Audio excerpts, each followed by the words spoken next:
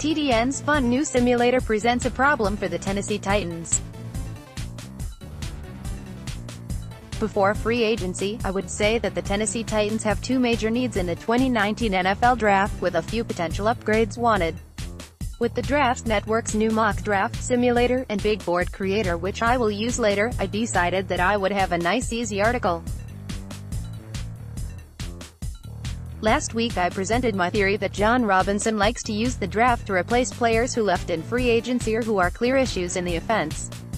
Not taking best player available or drafting for minor upgrades, but putting his chips on the table and trusting that young players that he selects in the first round will be able to immediately start and make an impact.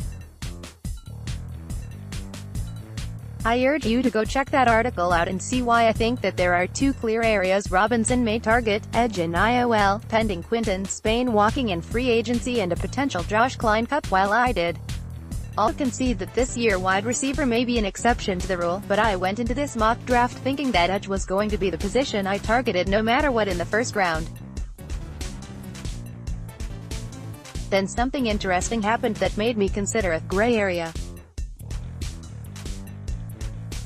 Is there a player whose position is more fluid than we think, like Rashawn Gary but with higher potential?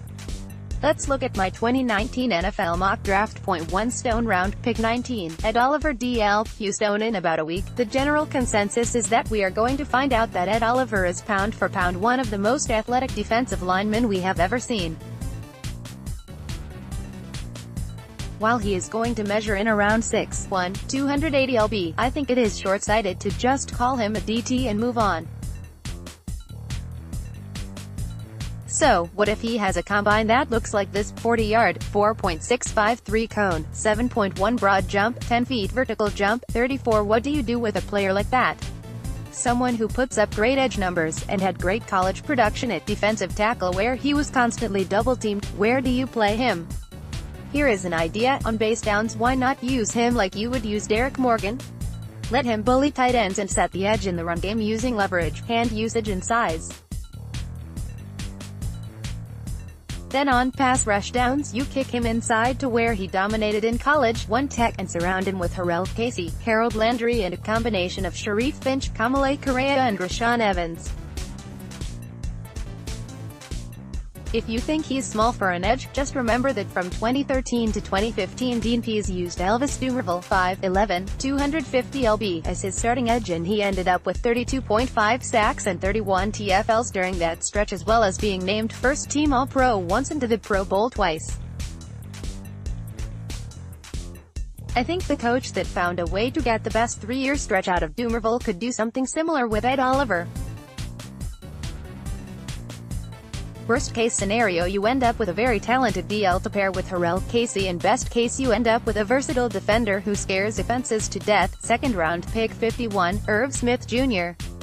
Take Alabama. Jon Robinson wants to replace snaps with his first round picks, and he wants to find the best players available in the second. Sure, need is important in the second, but if you can find a rotational, sub-package player with a great talent there, like Harold Landry last year, then you do it. Irv Smith is an athletic prospect who isn't limited to just being a receiver, but who did shine in that role this year, averaging 16.1 yards per catch and ending up with 7 TDs. Instead of drafting T.J. Hawkinson, who went 8th in this draft anyway, the Tennessee Titans end up with a player who should be about 90% of what Hawk is, but they get him around later. Arthur Smith is a man who will probably use a lot of 2-TE sets, but hopefully not in the way that Matt LaFleur did at times last year, where there is a lot of predictability. Giving the Titans another balanced tight end is a huge help, and addressing both DL and edge with the Ed Oliver pick gives them the flexibility to make this move. 3rd round pick 83, Antoine Wesley, WR, Texas Tech. Shout out to Matthias Wadner, who was all in on Wesley before I got a chance to see him, because man, when you watch Wesley, he sure feels like a top 60 pick. The reason he probably will fall down draft boards is because there is such a logjam of names that people are more comfortable taking in front of him. Being a one-year wonder in a pass-heavy offense is a scary thing to take a risk on, but his film is so good. At 6'5", he shows the ability to go up and take the ball away from defenders, but he is more than that. He has the ability to run after the catch, and he has serious quickness out of his breaks at that size. I think Wesley has the tools to be a good boundary receiver at the next level with solid roots, explosive breaks and outstanding size. His concentration and career production could be a concern, but he is definitely worth the risk. More from Titan-sized 4th round, pick 115, Terry Godwin WR, Georgia. I expect Godwin to have a really solid combine. In high school he ran a 4.66 and had a 35-inch vertical.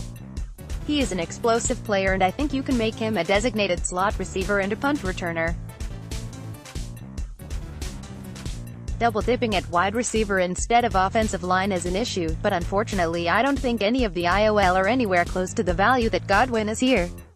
Titans get a special teams player with a defined role in their offense going forward. 5th round, pick 147, Anthony Nelson edge. I talked about Ed Oliver having the athletic potential to be a versatile edge DL. Well, Nelson has the traits to be that guy. I don't think he has anywhere near the upside, but he has gotten progressively better in a pretty talented conference. The Titans can use Nelson as another one of those edges in the mix for playing time opposite Landry as they look at the potential of moving away from Austin Johnson and or Daquan Jones after this season. 7th round, pick 211, Froholt IOL, Arkansas. On one hand, I hope the Titans draft Froholt because I think he could be a legit starting guard in the NFL. He has size and athleticism, but needs some refinement since he only just started playing offensive line in 2016. He is the type of developmental player that actually has the chance to be a starter in the NFL, so if the Titans can get a guard in free agency and figure out a way to get both Corey Levin and Ben Jones on the field together, then they can make this one of the few actual 7th round picks that matter.